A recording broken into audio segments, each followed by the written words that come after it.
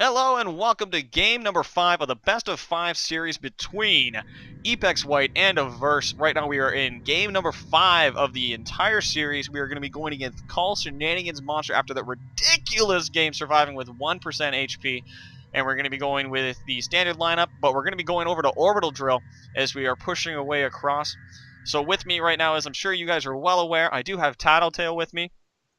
And we're going to be getting into this now, as we are loading up Orbital Drill to see what exactly is going on in this best of 5 series, as Averse is on the Hunter side, Epex is on the Monster side, and this is a rematch from that close call on Distillery. Oh man, and Orbital Drill as well. This is gonna be a wild game. This is going to be all over the place. It's a huge map, as we do see the Val, Hank, Griffin, Parnell lineup coming through again with them, which Shenanigans barely survived last time. Barely. Like by the skin of his teeth, literally surviving. And I think it wasn't. I think it was less the fact that he survived by skill there. He definitely pulled it out the bag afterwards, but I think he just got very lucky with Parnell rocket spread. Luck is a skill all on its own, though. Yeah, I mean, there was a lot of skill in pulling it back from that health, but yep. To not lose that game right then and there was just one rocket away. Yep. And we're going to be going into this game. Match is starting now. Hunt tip, by the way, following monster attacks will eventually lead to the monster, but anticipating where they lead and going directly there closes the distance faster. Just saying, just because the loading screen decided to advise us. But this is going to be a good game, and we're looking forward to see what exactly do. And for those of you that don't know, this is Orbital Drill. A lot of monsters head east onto this side because it allows them a good amount of food, as we do see Call Shenanigans is actually heading that route. So we're going to be looking at him going east and then wrapping probably around here to the west. And so it's interesting to see that both teams let this through the map pool. Yeah, this one's normally banned, isn't it? Yeah, it is. And it's quite an interesting map to see because you do get a lot of space as a monster to run around and juke the hunters out. It's a very large map. But then again, the dome is not very good for hunters as well as the defense. So it's a very dynamic map. And there's a lot of height changes. You can see right here, we have a low point here onto a middle ground over to a high ground over there. And we see more of these high grounds, like over here, we see another high ground and right there. So even if they get the dome right there, like it's still a large amount of terrain that they're going to have to traverse and protect themselves with, while they still have to be able to lock down and deal damage. There's a lot of line of sight breaks though, which helps against the Kraken. So you get to break line of sight against that. Lightning strike, you get to run around a rock to block that aftershock. Barely missing. That's it. We see trying to get the lockdown right now. As we see the Trapper right now is in position to get the dome. Dome is actually thrown early and he's on the edge of it. If he doesn't get the Harpoon, Harpoon disconnected. He keeps him in the dome. We got a stage 1 dome. This is actually a decent location here for Hunter Team to fight. I don't think there are any loops here. Yep. No, I don't think there's. I think he's locked in on all sides. So if they stand on that middle platform with Parnell, they'll be able to shoot him no matter where he is. So that's what he's trying. Yep. Parnell's in position. He's trying to avoid Parnell here, but the Trank's going to come in, going to make it a bit harder for him. But the rest of the team's going to apply a lot of damage here. The weak spots coming through with the Hank laser. More Vortex is coming through, just trying to get them off that high ground so that they can't shoot him all the time. We see right now he is at half armor. He is ready to evolve, and we see Vortex coming in, does connect with the medic. However, just with 3 points in Vortex, it's not enough damage to get rid of this and lock down this team. He's taking a lot of damage there, and I think actually Shenanigans might commit to him there. He's tempted to. Assault is actually really low. If he gets Vortex again, he might be down if he commits. Oh, Shield. He should have his shield though. Yeah, Shield's coming in now. Vortex comes in, taking a little bit more damage. Shield comes in, protects against most of it, though. If they are on health damage, Dome is down, however, and they get a little bit of poke, that's it. And that's all she wrote for the damage. So he's going to be running, getting away. However, the Tranks are going to keep getting shot. We see a Vortex in 2, 1, there it is. And they're going to be forcing him that way as he starts heading north, just trying to get as much distance as he can. He's actually going to go right past the sensor here, so they're going to know where he is. Yeah, and it's just how fast the Hunter team can get on in here as he evolves. They have to try and get more Vortexes backwards, just trying to keep them off.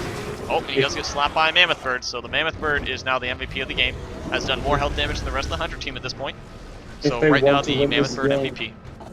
if they want to win this game, they have to catch him evolving. They're gonna have to, but they do have the Hank orbitals, which will be huge if they get that. Don't even let this go to how it did last game, please. My heart couldn't handle it. Oh, and he's actually doing it on the high ground. See, this is one spot. Why can't this be the relay? Yeah. Such a good relay spot. Then I think this probably yourself, was the original relay or something. Yeah, and I think it was changed for balance reasons because it was just too hard. Dome perfectly Dome comes comes down in. there. No armor at this point. He needs to hide inside the building.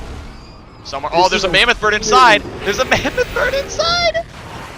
Oh my gosh, he's gonna get a little bit of armor. To get any damage down. Yep, and he's just able to get a little bit of armor. There's a second Mammoth Bird. There's 3 Mammoth Birds inside this dome. They don't spawn up here. They spawn over in the corner, like over that way. And like Aftershock does come in, gonna be looking for the connect, doesn't quite get it. As right now we see the support is at half HP, taking damage from that vortex. Look at that damage coming through from Palmel Road. Yep, just melting through that armor.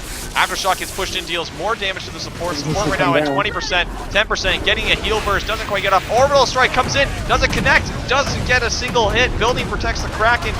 Oh man, bringing him down to half HP on the support. Parnell trying to get as much damage as he can on health damage at this point at about 75%. Wrapping himself, trying to use the building to protect himself as he is going to be trying to stealth into this corner. Dome is down so he can run when ready. He needs to get right now, out Medic is on the low ground, just getting some healing done. He needs to get a trank in as much as we can though. That Harpoon's going to be nice. Trank's in. There we go, there's the trank. Loran is really deadly accurate on it. Yep, and we see right now, we see Vortex coming back. Shield used by Hank just in case, wasn't needed, so they just keep on the pursuit. Parnell right now is on the front. As we do see right now, I actually have the Trapper wrapping on the inside as the rest of the team is wrapping on a 3-1 split heading to the southwest. Trapper's going to be staying on the interior, trying to keep a lockdown on where the monster's going, while they do try and flush out as much as they can.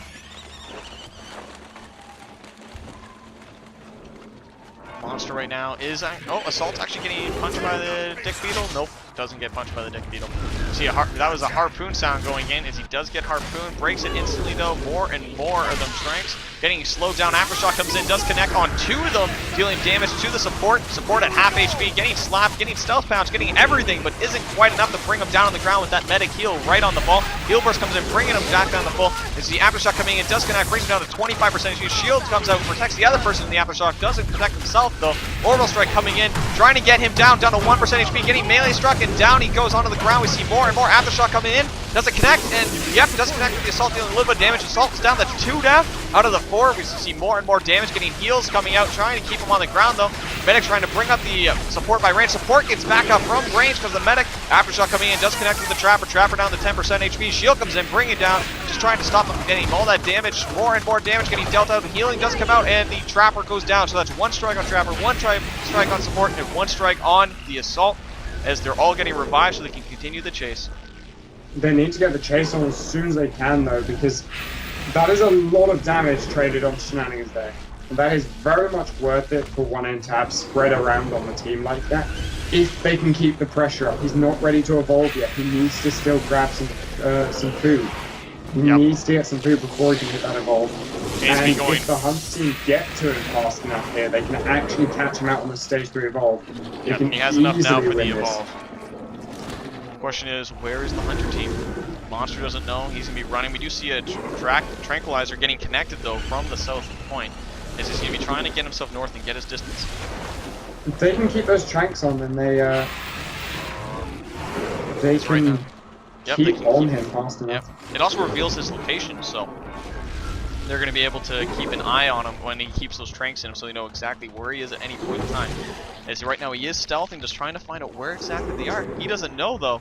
They're a little bit too far away. They're outside smell range, and they are going down on him. As we do see right now, they are getting a little bit of a Kraken surprise as he comes in with the Aftershock, going for the connection on the support. Support burning, brought down to 20% HP, 10% HP, 1% HP, getting down, put on the ground. Heals just aren't enough at this point. As we see another Aftershock going for the connect, does connect on the Medic. Medic at 5% HP, 1% HP, down on the ground. He goes. as we got 2 down on this little ring around the rosy going on. The Assault is going for the revive on the support. Support gets back up. Shields are available. Aftershock in effect, going for the shield on the Assault. Assault does pop his shield just to keep alive. Support is actually down and in the dropship now, so timer has started. Medic is still available for pickup, however, and right now they're just trying to split the damage on the Kraken so he can't focus them both at the same time. He's trying to get the medic revive. Trapper is right now alone at this situation. It doesn't look like it's going to get picked up. Shenyuk getting slapped by the Mammoth Bird for the finish! Oh, man. And down he goes. And that means that Epex White take the series. Good game. Good game, guys. Good game. So we are looking at best of 5. Epex wins with Call Shenanigans getting that surprise Kraken play, bringing it up to a 3-2 finish by both teams. Playing extremely well, extremely close games throughout the entire series. Overall, just a really strong game on both sides. I mean, that re-engagement there, so well played by Shenanigans there. To re-engage like that, guys, GG's. Do that much damage, and just to know that they were going to be on him due to that chase that they had going on, to engage him, engage them whilst they're chasing in a rough position. Well played by Shenanigans. Yep, and just his awareness, being able, as you saw him stealthing around that corner, just trying to get vision of where they were with that stealth, and he was able to lock himself into a position where it was favorable when he had full armor. He knew he could fight them there, he waited for it so he can catch them unsuspected and get the free aftershock at the start, and that alone, locked in that fight, was his awareness of where the enemy team was and his skill in pursuit and knowing when exactly to re-engage. So that was well done by both teams. So at this point in time, guys, we're going to be looking for the next set of games. And right now, again, that was a great game by both Averse and Epex White, as they are going on to the next part of the series. And we are looking right now at the not best of 5, sorry, that was what that series was. We're looking at the brackets, and we're looking at the quarterfinals as Epex White continues on to go against Eyes on You. And we're going to take a look and see what other games are going on. So thanks, guys, for tuning in. We're going to be trying to get into the next game, and we're going to fade out and take a quick intermission in between games. We'll see you guys in the next match.